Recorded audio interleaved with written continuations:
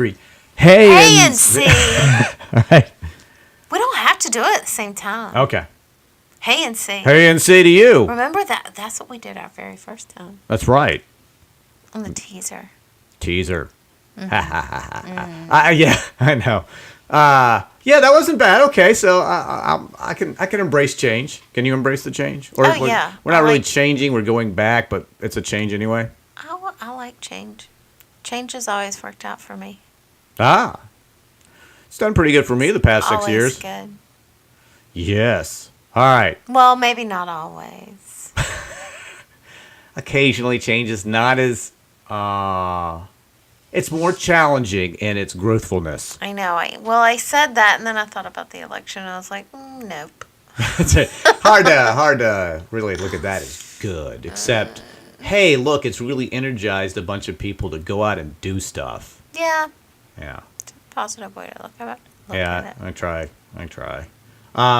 So, what's going on? What's going on? I'm gonna complain about my head being stuffy and a headache due to the change in weather and my mass production of mucus in my face and not feeling good, but it could be worse. I'm going to go with the theory that it's actually the children bringing home viruses and giving it to us. It could be. I don't know. I feel like the older I get, the more allergies, the more sensitive I am to like allergy stuff, whether it's seasonal or, actually allergic to new shit like gluten. Right. Like, red dye. Well, it's okay. Making me break out in hives. Because our children have friends that love the glutens. Mm-hmm. Well, so did you have like a sweet spot? Were you like an allergic kid and then you had this moment? Okay, so I was an allergic kid. I was not an allergic kid. That's the thing. I get older and then I have these things and I'm like, why is this happening to me? Conspiracy. It is totally conspiracy. Same people that faked the moon landing are doing this. Yeah. Yeah. Now I think it may have something to do with the weather though too, because I've just been feeling kind of low and miserable with the we're sounding like old people. That's right. Talking about the weather and then talking about I think our I think I see kids on the lawn. Oh no! How's your sciatica, honey? My sciatica is actually pretty good. Yeah. But I do suffer from the wallet butt. You know, I just want to say that you had that wallet, and for those of us that are thin and don't have much cushioning. That really does something to your sciatica, I found out. Yeah. So get off my lawn! Yeah. So how you been? What's going on? All right. I'm good, doing good. I was trying to think here. I had previously ranted about in the NCAA and UNC. I'm going to bypass that for a moment and talk about the pipeline, the Atlantic Pipeline. Did you know that it goes down east from Northampton County to the east of Raleigh, pretty much the east side of the state. And surprise, surprise, a disproportionately large number of African-American citizens that are also poor are going to be affected by this pipeline. Yeah. And apparently... No, I did not know this. They use some stuff in the pipeline maybe to build it. That's something called a compressor, I think. And that is linked to... cancer? Yes. Thank you. Yeah. That's terrible. So no pipeline, I say. What can we do, Phil? Keep protesting. Keep, electing. Oh, well, okay, so this ties into the Greg Meyer fundraiser we went to and the whole thing they have about, what is it, Our Shot? Our shot. This is our shot. Do you want to what? Talk about it at all? Or It's all good. Okay. Sure. So we went to support Greg Meyer. Yep. And what I like about Greg, what I like so much about him is that it wasn't all about him and what he can do. His whole campaign is about, this is our shot to support other races going on so that we can flip the legislature. And we met some really awesome candidates women candidates, men with different backgrounds. It was really exciting. Gosh, I don't know what else you want me to say. It's whatever you want to say. Well, I have more in my brain, but There's like a green fist. I have this pressure in my head, and it feels like it's gonna pop, and I just can't think of anything else. Under pressure. Okay. I guess we can't sing anymore because Queen will sue us after that. No, or Vanilla Ice, one or the other. I don't know. Yeah. So who do we have on the show today? We have Jason Narducy. Yes. So, and I'll probably tell him this. The only thing I knew about him was that he plays bass in Bob Mould's band, and that he stepped up and is playing bass for Superchunk while Laura Balance takes a hiatus because of her hearing. Yeah, hyperacusis or something like that, I think. I don't know. Anyways, so that was the only thing I knew about him, really. I mean, you knew more about him, and so then I was like, so what's up with this Jason guy? And you were like, he's on that Sonic Highways documentary that Dave Grohl did. I was like, what? So I watched it, and Dave Grohl talks about how this kid, Jason Narducy, when he was like 8 or 11, he was in a band in Chicago, how he influenced him to play music. I was like, wow, that is fucking cool as shit. Yeah, I'm still trying. I was looking that up too because I think I had misremembered it, but I think maybe it's his cousin. Dave Grohl's cousin was in the band. Okay. Yeah, we're gonna have to get the skinny on that. Yeah, we'll have to figure that. And then I Wikipedia'd him because you can do that with people. And he played with like this jazz blues lady, Patricia Barber. So he has like an interesting background. I'm looking forward to talking to him. Yeah, me too. Find out mo info. Yeah, I'm just going to try and keep my mouth shut for a lot of it about some stuff, but especially the Bob Mould stuff. But, I mean, he's here because he's doing his thing. Yeah. He's going to be at the station tonight. He played at my friend Michael's Heyday Guitars last week, I think. Cool. And, it's a split single kind of thing, which is his new project. Yeah. That record came out almost a year to the day, like today, like it came out in November 2016. So I would assume, and this is just me, that he's testing out new material and stuff, and just sort of, having a high old time, Yeah, I looked up his new band, his band Split Single. I like them. Yeah, they're really good. They're very rockin'. He did this deal initially. Little Cheap Tricky, which I adore. Cheap Trick. Well, you gotta hear. It's kind of you got the indie stuff too. You got the rock. You got a little bit of pop. Like it's super good. I got the last one, and the first song on it. I can't remember the name of it. I'll have to look it up. Sounds like a cheap. I mean, it's like it's got that hook, to it. But in the documentary, he talks about Cheap Trick. Was that the one where he's saying like that was the first concert he went to? It was like 8 or 9. His dad took him. I wish my dad had taken me to Cheap Trick. How come I? We're gonna have to talk some Cheap Trick. All right. I love Cheap Trick. All right. Well, so Jason Narducy is going to be our guest, and we'll see you then. Bye.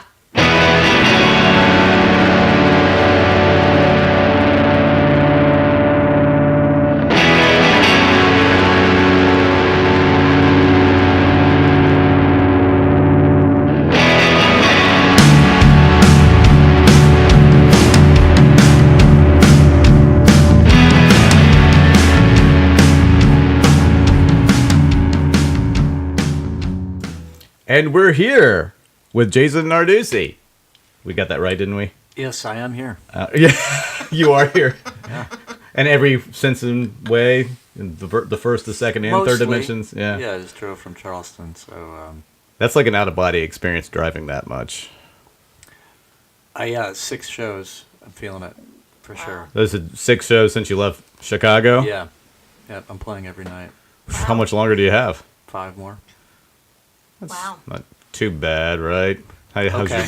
How's your burn feeling? How's your road burn feeling? No, I mean, it's been going great. I'm very fortunate that people are coming to the shows and that's going well. And yeah, I really enjoy this. So you're playing at the station tonight? Mm-hmm. Cool. Yeah, that's a great place. The Bad Yeah. Brains played there. Did they? Yeah, and I think that was one of the first places that REM played. I think I when heard we were out of that, yeah. town. Yeah. One of our friends used to own it, and now it's transitioned to a different owner. Okay. So yeah, it's a nice room. I saw that Mac played there, and then I reached out to a friend who recommended it. So yeah, I'm excited about it. Yeah. So for folks that don't really know too much about Jason, you were That was me. Yeah. I didn't know too much. I mean, I knew you I'm played. still learning myself. it's an amazing journey I of mean, self-discovery. I saw you play with Bob Mould, Uh-huh. and so I was like, when he was like, "Let's get Jason on the podcast," I'm like, "Yeah, okay, sure, whatever." And then he was, and I know you're playing with Superchunk now, and then so I knew those two things, and he's like, "Well, did you know he was on Sonic Highways?" I was like, "Well, what?" And I was thinking, oh, just a little. Like one little interview. You're through that whole first episode. And it was super cool. And Dave Grohl said that you are the reason why he got into music. Yeah, I don't know about that. He's been very. I think he's taking the story further. I mean, we met when we were kids, and I was in a band with his cousin, Mm-hmm. and I think since we were playing original music, that was inspiring to Yeah. him because he was playing covers at the time, and then he was like, "Wait a minute, maybe I can start writing songs." So, and Tracy, the singer in my band at that time, was definitely the first person to show him punk rock records, and so You gotta they're have very that cool close. cousin. Yeah, she's a cool singer for the band. Yeah. Yeah, she was a leader. Yeah, how did Still- that was verboten? What do you Yeah. call that? Verboten? I'm always like Verboten. It's Okay. German for forbidden. Yeah. So how did that? Because what was it? I was reading somewhere, or maybe saw somewhere on the interwebs that I guess one of the first countries you went to was Cheap Trick. Mm-hmm. So how did you get from Cheap Trick to Verboten? Well, I think for my group of friends, our parents liked rock music. Mhm. You know, Beatles, Stones, Who, which was a great place to start. But punk rock was our music. Punk rock Right. was our way of saying, like, well, this is our generation, and you don't like this. This isn't a part. Which is what rock was for them with their parents. Right. Yeah. So we loved all of that, and I think and if you listen to Verboten's music, which you can't because it hasn't been released, but it's not very punk rock at all. Actually, it's pretty. Because you're like all It's of closer 11. to new wave. Yeah, I mean, we didn't really know what we were doing. I mean, we weren't an important band musically. We just were this unique thing where it's like, oh, look at those little kids playing with Naked Ray Gun or Rights of the Accused or whatever Right. band we were Right. with. Yeah. It was sort of a novelty thing, and then it's just crazy that Tracy's cousin became Dave Grohl. Yeah. I agree. He was huge already Dave That Grohl. rock makes star. Yeah. So, but gosh, how I'm old- still close with all of them, and it was a really important time in our lives. I mean, I think we all kind of came from troubled situations and just created our own family, which I think a lot of bands are when they start off. And Oh, yeah. I'm so thankful for their friendship still to this day, and they're great people. I love them. What was your trouble? Oh, that's a whole other podcast.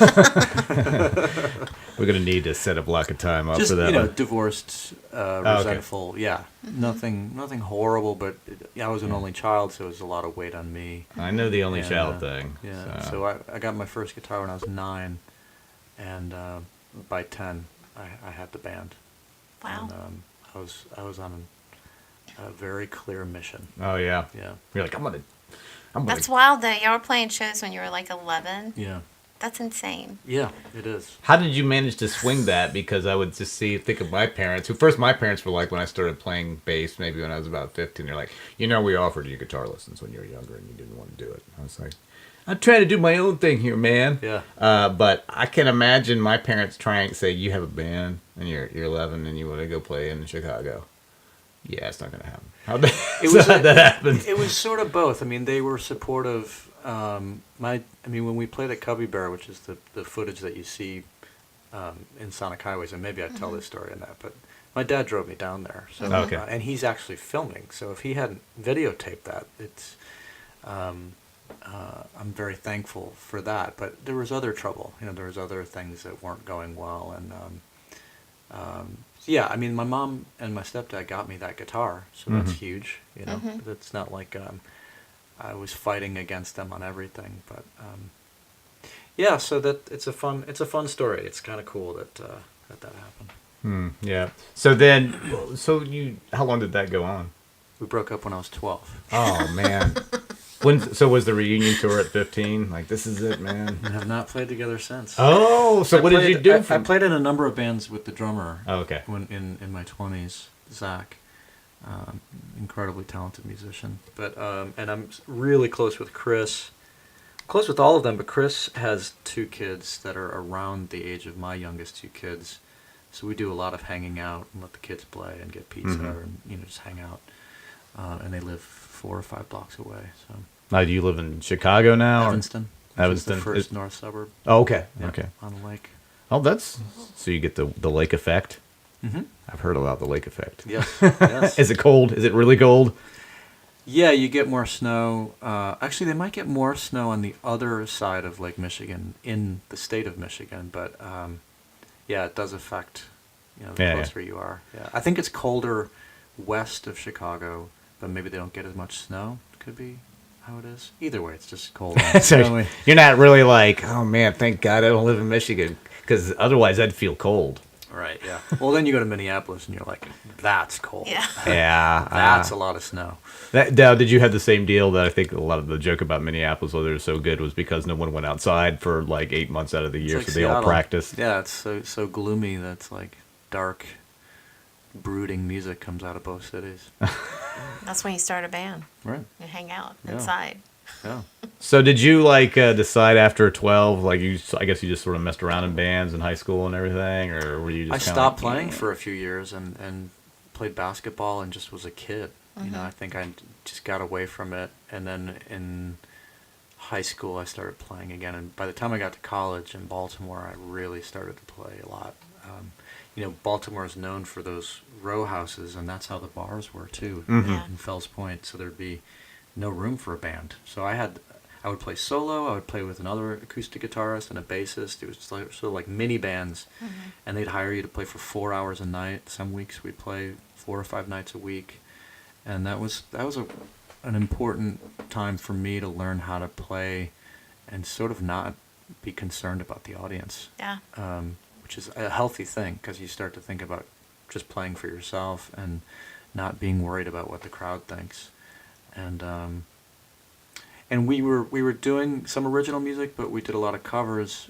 But in Baltimore at that time, this is the late '80s, early '90s. It was a lot of Sweet Melissa and Amy. And oh no, I lived in the DC area. Yeah, so it's like yeah. really safe Yeah. classic rock, and we were doing REM and Bob Mould and Husker Du and Pixies and bands that were important to us that were making records at that time, and I think we found our audience that way. Yeah, I remember being up there, I guess, from '88 to about '97, and the whole, I guess HFS was really the only place that you could hear anything remotely It getting was close sort to of it. college rock. Yeah. They Yeah, played Billy yeah. Bragg and yeah. And I saw one of the first HF festivals before they had it at the RFK. They had Right. it at Lake Fairfax, and it was like The Pursuit of Happiness, and actually, Tragically Hip. Oh yeah. So yeah, that was just kind of like, they had, I guess, a dedicated following of listeners, but it wasn't monetized. Right. It so. didn't become the alternative rock. Yeah. Yeah. So did you? I mean, from what I understand, so it was you and Allison, if I get this right, Chesley, Chesley? who you met in college, or No, we met. Let's see, that would have been '93, so I was 22.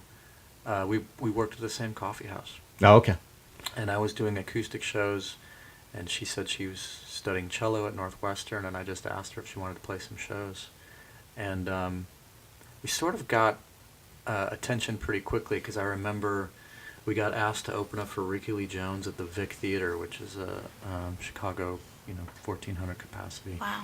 And we were called Jason Narducy with Allison Chesley. Like, Mhm. that's how it was, just very formal, and we weren't hardly played. I think we did 4 or 5 shows before that.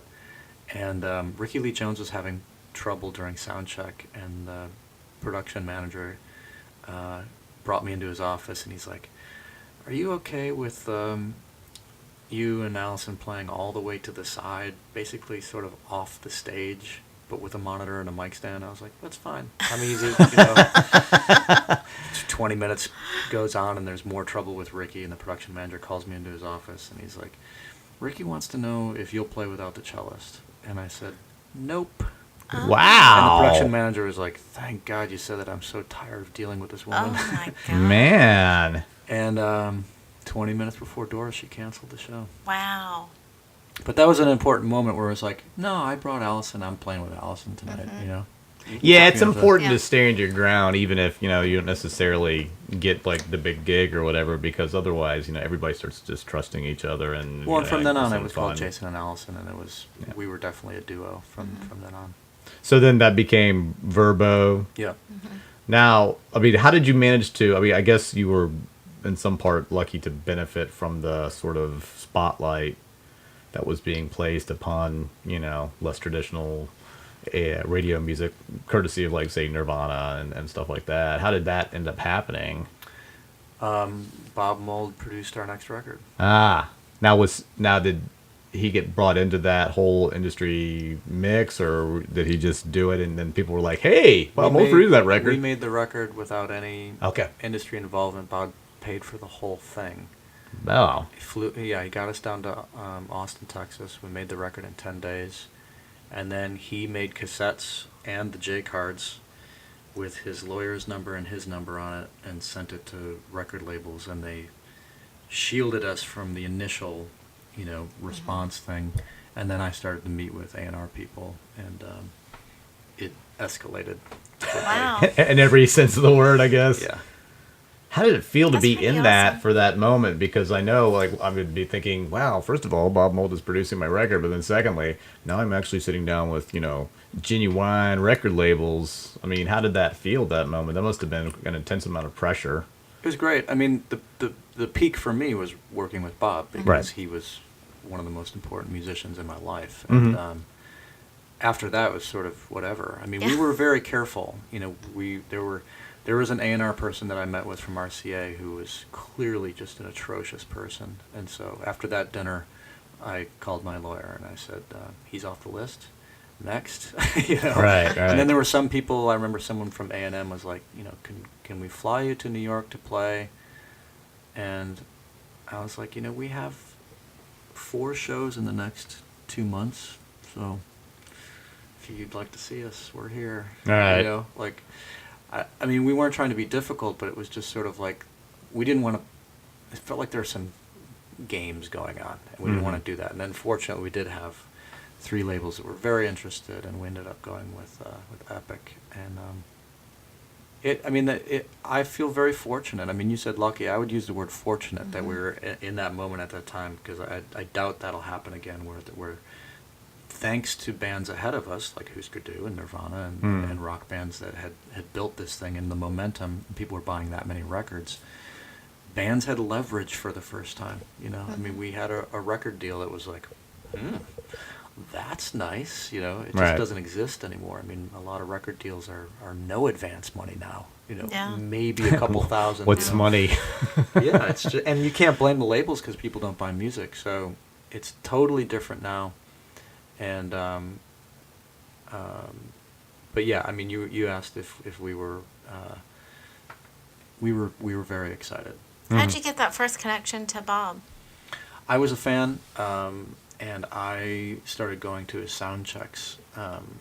Before the internet, a lot of artists would do press and then never see that press, and so I would collect local press and come with a stack of press and put it on the stage for him. And I think he recognized that I wasn't going to bother him or be a pain in the ass to hang out with, and so then he sort of knew my name, and and would, we'd chat. It would just be like a friendly thing. And then when Allison and I started playing together, Bob had 3 sold-out shows at Metro, which is a Chicago venue. And the local promoter said to Bob, what about having Jason and Allison as the opening band for those 3 shows? And he's like, oh, tell me about them. And they started to describe it, and he goes, I know who Jason is. And so we did those, and honestly, after the first sound check, he invited us to do the rest of the tour. So we toured for 2 weeks with them.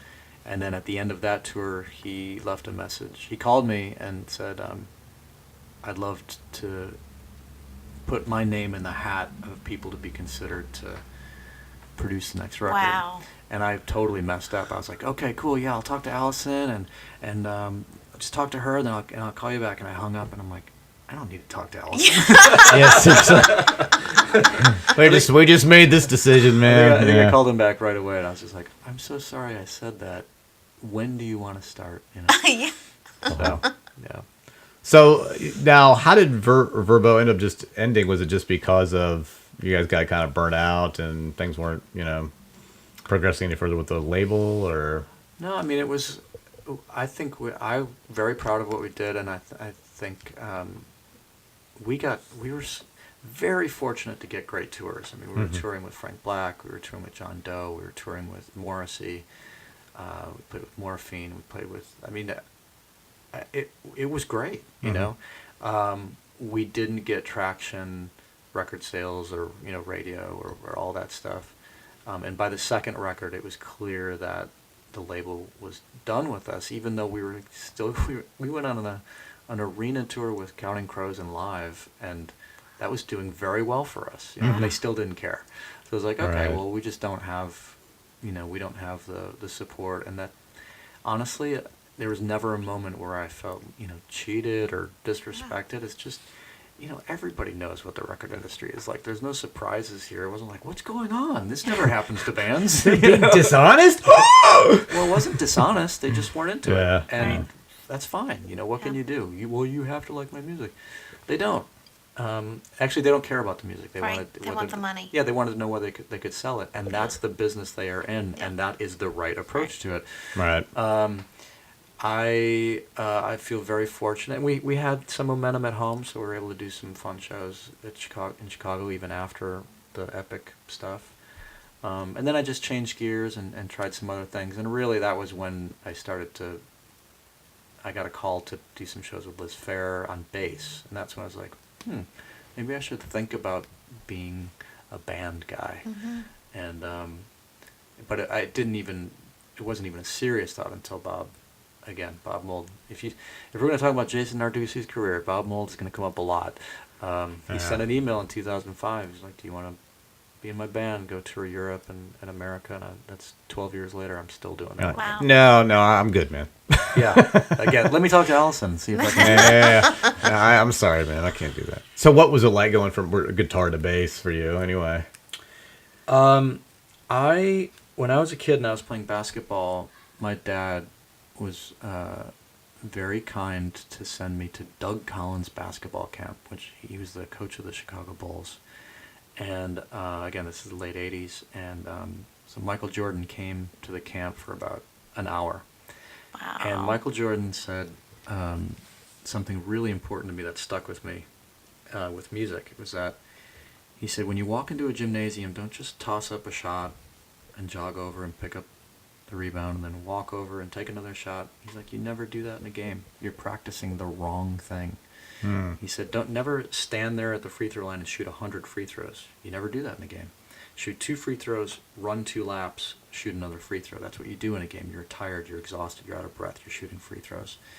So when Bob Mould approached me about playing bass, and I had seen a lot of Bob Mould shows at that point, I knew what a physical challenge that would be for anybody. Yeah. So I started doing a lot of running, and I set up in my garage basically a live show setting. I had a PA facing me with Husker Du and Sugar and Bob Mould solo albums teed up, ready to go, super loud, and then behind me I had my bass amps and a microphone to sing backups, and I spent a whole summer playing at full volume, so that by the time I got to Washington D.C. for the rehearsals, I would be ready. And so thank you, Michael Jordan. Yeah. Inspired me to, and here we are in Chapel Hill talking about Michael Jordan. Yeah. So that was, I try to take that approach where it was like just immerse yourself completely in what you're going to experience. Now that said, the first show that we did was in Ireland. I was completely jet lagged. It was a festival. There was no sound check. I couldn't hear anything, and Bob sang every song completely different than from the rehearsals. So that was my first lesson in like you just grab on and hold on for dear life. Yeah. Yeah. Oh yeah, his shows. Oh my gosh, Yeah. so much energy. Yep. Very loud. I saw Very him good. for, I guess, I started seeing him, I guess, at the Black Sheets of Rain Yeah. tour. And I went to that at the 930 Club in D.C. The old one. yes, Yeah. that was me too. Ultra Vivid scene. Yes, opening up. right. Yeah. And man, that was physical.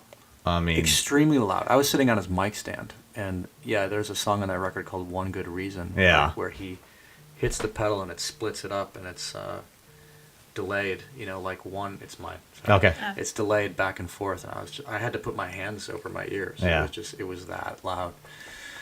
Yeah, he's a loud guitarist. Well, just that in the, at least in that iteration, I guess, of the band was Anton and Tony. That was a really physically powerful section in the sense that it was much slower. Right. More trudging, more And, plodding. You know, yeah. and it had that, almost kind of 70s kind Yeah. of accents to a lot of those. Oh yeah, riffs Anton and was like, chords. had that Zeppelin feel. Yeah, like yeah. Behind the beat, and And the way they locked in, man, on underneath the guitar, it was like getting punched yeah, a lot. yeah, absolutely. So it was great though. Yeah. I mean, it was wonderful.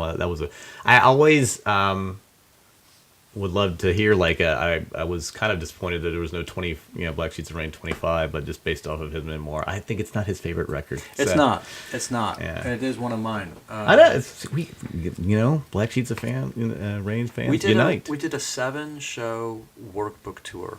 It was 7 shows.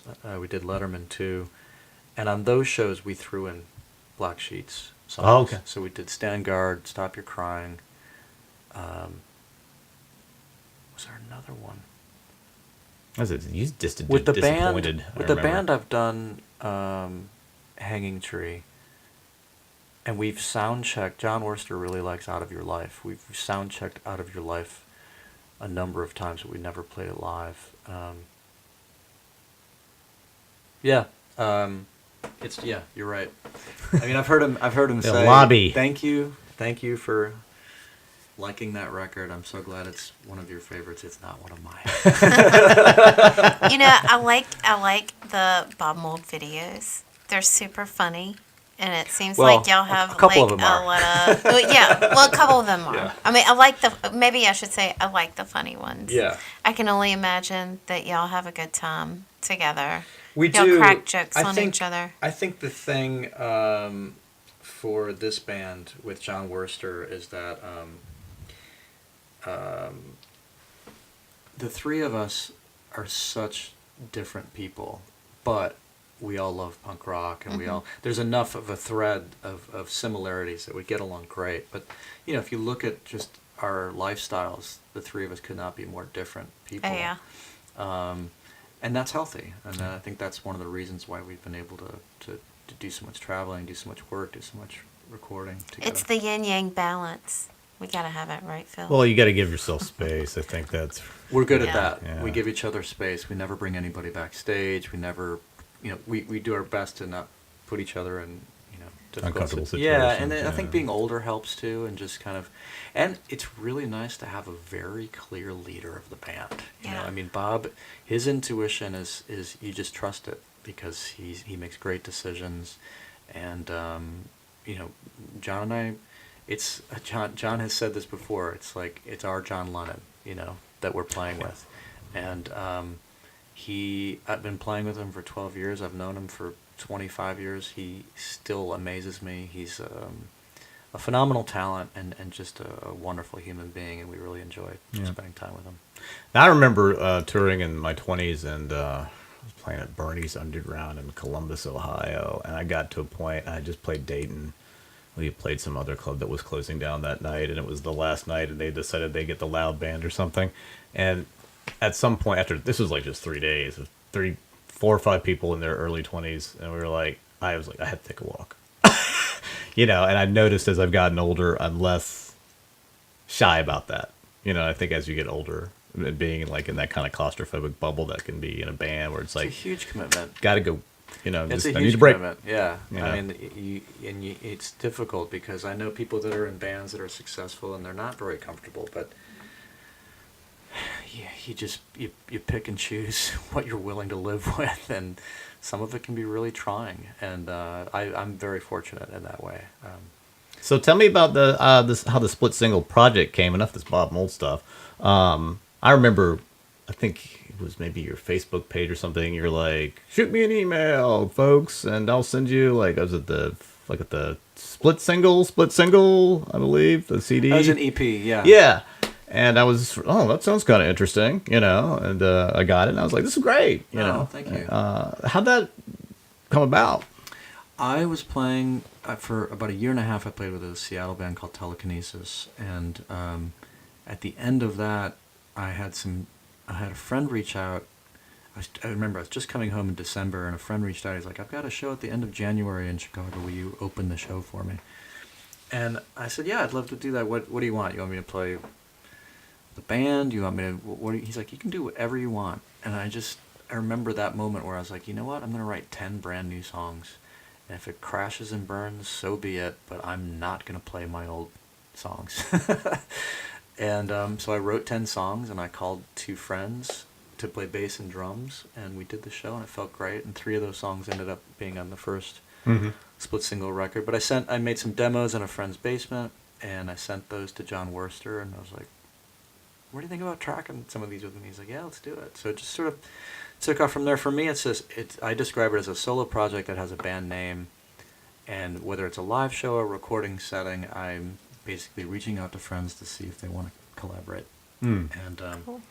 It's low commitment, for all involved. I mean, I can't even commit to Split Single. It's my band because I've got 2 other bands that are pretty active. Yeah. But a year like this year, where Superchunk and Bob Mould were not active, I'm doing a lot of Split Single things. I mean, that's why I'm here. I'm doing this solo tour, and in April I did a full band Split Single tour with Kelly Deal, and in February we did a West Coast tour, and so it's been really nice for me to have a year to focus on it and play more shows. Year of Jason. I wouldn't call it that. Let's a not year get of a carried little away. bit more Split Single activity. What was it like with Kelly Deal?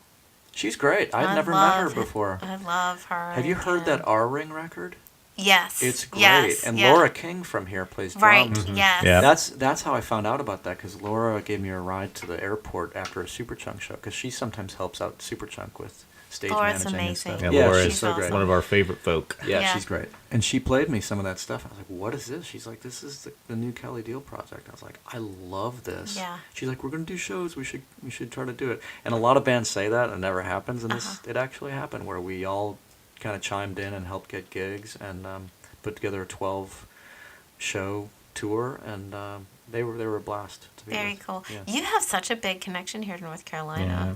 Well, started not to- just Michael Yeah. Jordan either. I know. Not just MJ. I know. He never calls anymore. Have you heard Laura's new band? Batwings? Those things? Oh yeah, Bat they Fangs. just Bang Fang, sorry. They just Bat wings. they That just was close enough. they Sorry, just, Laura. they just opened up for Superchunk. Oh, right. Yeah. Yep. Yeah. Yeah. So how'd that Better come fit. about anyway? I would assume, knowing John, that was sort of The Superchunk thing? Yeah. Well, I think Laura, it was just too difficult for her to do shows, and the band was sort of at a crossroads, and I think they talked about it and threw out some names, and I think Laura brought my name up, and John, obviously, he and I had worked with Bob Pollard and Bob Mould together, and I've done other shows with John. We did a show with Doug Gillard in New York once, and we've done a lot together. And so they approached me about it, and I thought if everybody's cool with it, I think the way that the band approaches it's like, it's not Superchunk without Laura, you know. But this is a version of the band that's going to celebrate the music and help promote new records. And we really we enjoy each other's company, and it's been a joy for me. Oh, great. Yeah. What do you do when you're not playing music? I have a painting company in Chicago Uh-huh. that I own, and I co-own a handyman business. Wow. Yeah. You're like, That's awesome. These forearms have been so developed from playing guitar. I got to keep these things in shape when I'm not. Right? I own the business. Ah, I see. So was it? I heard your wife is the co-owner in the painting business, or is it both businesses? Or No, she's a bookkeeper. She does the books for Okay. those two companies and a number of small companies in the Chicago area. But my friend Grant is the co-owner of the handyman business. Oh, okay. And he's also a great musician. Okay. So on the road this time around, are you trying out new material? All? I was going to the first living room show I did in Baltimore. I tried a little bit of new stuff, but then I've been shying away from it. I mean, in 40 minutes, it's Right. Yeah. Try to touch on the two records and. So out of the two records, Fragmented World and Metal Frames, which do you kind of like better at this point? I've been playing equal amounts of songs from each record. So we're gonna talk about was it Glory? Mm-hmm. That thing. Did you just like stay? Like I can imagine staying in your room listening to nothing but In Color. Over and over does that and remind over you again. See, that one reminds me of Neil Young, like kind of a Really? like a barn burner. Just the opening with the way the riff is sort of chopped up by the Yeah. drums. I was kind of like, this sounds like Cheap Trick to me. Oh, cool. Maybe the harmonies I can hear that. Yeah. But it's a little slower than Cheap Trick. Well, there's that. Although I would say those drums might be a little more complicated than Crazy Horse. True. But it has that wall of, just like, big, slow beat. That's a fun one to play. All right, so do you play that? Are you playing that live? I've been now? playing that solo too, yeah. I like that one. Yeah, how do you bust that up? Because I know, like, obviously with the Who influence, you sort of probably are accenting out the rhythm parts by the acoustic. Are you hitting all the riffs and I'm everything? not like playing that? acoustic guitar. I'm playing electric guitar. Oh, okay. Yeah. I was Yeah. making an assumption. Yeah, it's pretty loud actually. I think some of the living room shows are like, whoa. I thought this was a quiet evening with Yeah, Jason Narducy. No, it's not very Not quiet. quiet at all. Some of the songs are more sparse, but yeah, I like turning on the compressor and getting a pretty big sound. Okay. So, once year of Split Single ends in 2017, what happens in 2018? Do you get back to working on another Split Single There's recording? a new Superchunk record coming out Right. February 16th, and a bunch of touring. In fact, so much that I was in Baltimore on Friday doing that show, and people were coming up to the merch table and telling me about shows that I didn't know about. Can't wait to see you in March. Huh? And they were like, "Oh, it's cool you're playing Asheville." I'm like, "Oh yeah, where are we playing in Asheville?" Because they send out an email and block out dates, but I don't always know where that's going to be. And Yeah, you're not going anywhere. You're not doing anything fun with your family this week or next month. they don't word it that way. That's funny. They should. Yeah. Well, how do you balance all that, touring with your family? I don't do a lot of touring, honestly. I think Okay. 2013 was probably my busiest touring year ever, between both Superchunk and Bob Mould having records out. And at the end of the year, I was pretty exhausted, and my wife and I were talking about it. I was like, let's get out the calendar and just see exactly how much I was gone. Yeah. And it was 27%. And Wow. I have friends that work for the American Heart Association Yeah. or other companies that are gone 50, 60% Oh, yeah. of the time. Yeah. So it's sort of like, 27% puts you at like wedding photographer, Right. where like your weekends are shot. Yeah. But I'm home a lot of weekends, and Mhm. when I'm home with the two companies, I have some flexibility. I'm able to be with the kids a lot, or take them to school, or pick them up. So I don't want it to get too high, and I don't see that happening with the current situation. But yeah, both bands kind of they spread it out, which is nice. We do like Perfect. 10 days, maybe, Mhm. maybe 2 weeks if it's Europe, and then usually it's broken up.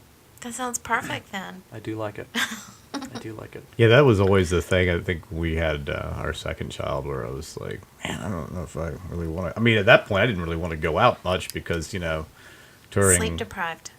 Yeah, I was going to be sleep deprived anyway. I was afraid to drive down to the grocery store at that point, more or less drive a couple hundred miles to play a show. But Right. yeah, that struck me as always the big problem of, major touring. At least maybe it seems now it's less about those 2 month kind of slogs as opposed to, like you're saying, 10 days to 2 weeks. I think the two bands I play with that do that are unusual. I think most bands go for longer. Right. The slog that's why it's called a slog. It just seems to be a cycle People don't of buy diminishing records returns. anymore. Yes. So where are you going to make money? Yeah. Yeah. Yeah. T-shirts. Even Yeah. T-shirts are tough, though, I think. No, T-shirts sell. I mean, you can't download a T-shirt. Yeah. Those are tough. I mean, that's a tough feeling. I mean, I've been, fortunate enough to enjoy just about everything but getting money out of playing music, but just sort of seeing the cultural accessoration aspect of music where it's like, yeah, I saw the band, but I got this cool T-shirt. And it's like, that's what seems to be, the badge or whatever is not essentially that you like the band, but you have a T-shirt, you have an really? accessory. I don't know if I've experienced that. I think I'm just glad if they buy a T-shirt. No, I am glad too if anybody ever, I had a band and I thought I have like a lot of CDs and T-shirts. And I was, at one point we were like, we could turn this into a quilt. Is that what we're still planning? Yeah, quilt. And it's a smoking pug. Oh my god. And we made our 5-year-old wear it. I think he was about 5 at the time, wasn't he? He looked like a cult member. He had like this long T-shirt, down to Oh his. my god, yeah. so many shirts. I mean, we used them when we moved to like wipe up oil Right. in the garage floor because Right. there were just so many, and he was just like, You just don't need to use buy them. bubble wrap, baby. We got these T-shirts. Right, we used them for wrapping. Yeah. Well, at least you're reusing it. I was like, but I did have one person recently tell me this woman came in and I think she would really had a rough night. She seemed really out of it, and she was wearing one of your shirts. Yeah, great, thanks. Yeah. I think one show I was giving shirts away for Please take a free. shirt. Take a shirt, please. Oh, back when I made, I think the first record I made after, 5 or 6 years was in 2004, and I said, well, I should buy the 1,000 CDs from Oasis because that means the cost is only $2.20 per Right. CD. Right. See, that's how I'm going to make it up at the end. Right. So I think I've thrown away a couple hundred, just like, damn, these things are still here. And then like, what's that over the side, over there in the attic? What is that? Yeah. Oh my God, it's more CDs. Try selling them. I know. Well, thanks so much for showing up. Oh, before we go, Yeah. who came up with the sexiest elbows? I did. You did. Yeah. Where were you like, got to come up with something? What could it be? It was. It was You have to just explain what it is. It's just a silly caption that I made on an Instagram post, and I happened to run into Fred Armisen at a benefit, and we'd known each other a couple of years, not close or anything, but he said, "Your Instagrams are hilarious," and that was flattering to me because Right. I really respect his humor. So as soon as I had some time away from that social situation, I'm checking like, well, which one did he think was funny? And that was the most recent one, and I thought, well, maybe I should try to make, because I'd already made the Split Single record, and I needed, no labels were going to put it out, so I was like, I'm putting this out myself. How am I going to find an audience, or how draw people's attention to this? So the initial idea was just to do like a 1.5-minute silly documentary about this, and then it turned into 4.5 minutes, and then we edited it back down to 3.5, and because so many people were saying yes when I would ask them if they wanted to be a part of it, that we started to recognize that we had something that was pretty fun, and we spent a lot of time editing it. I think we did 15 or 16 edits, and then once we got it down, we were like, this is kind of funny. So how did you know Michael Shannon? It's like, how did the guy get there? That's General Zod. I did. He's Chicago. Okay. I did some. He's a musician too, and I did some shows with him. Oh, okay. Oh, I think I'm really? doing some more actually that are coming up. But yeah, we met through a musician named Robbie Folks, who's Oh, I know yeah, Robbie might be incredible. on the podcast. Yeah. he's an incredible He's the type of guitarist that you see play and you go, maybe I shouldn't play guitar. I feel that way about Richard Thompson. Yeah, they're in the same category for me. But Robbie and I collaborate every once in a while, and I've recorded with him, and I've done some shows with Robbie, and then he a couple years ago he said, my friend Mike Shannon is doing this Lou Reed record. You want to do it with us? I was like, yeah, it sounds fun. And then I've done some other shows with Michael, and anyway, so he and I were chatting. We had a lot of mutual friends, and he heard about that, and I said, let me know if you have time in Chicago. I'd love to borrow you for 10 minutes and do one of those. So his segment, I had a hard time keeping You look like you're like, I'm just trying to look at the wall, not at him. I broke down 3 times. And I say broke down like I busted out laughing and not crying. Michael, he just kept on doing something different, and every time it was like, oh my God, dude, this is... Yeah, the seriousness of it is what is so, he's really good at that. And he's a really funny guy. But we had fun. That's my doctor's office, and her name is Brenda. And she had, her lab coat or whatever, and that's what he's wearing. It says Brenda on it. That's fun. I didn't even notice that. That's great. Yeah, I thought he was great in that. Well, thanks so much for coming by. Thank you for having me. you. Appreciate it. Thank you. Good to see you guys. Mm-hmm. Yeah.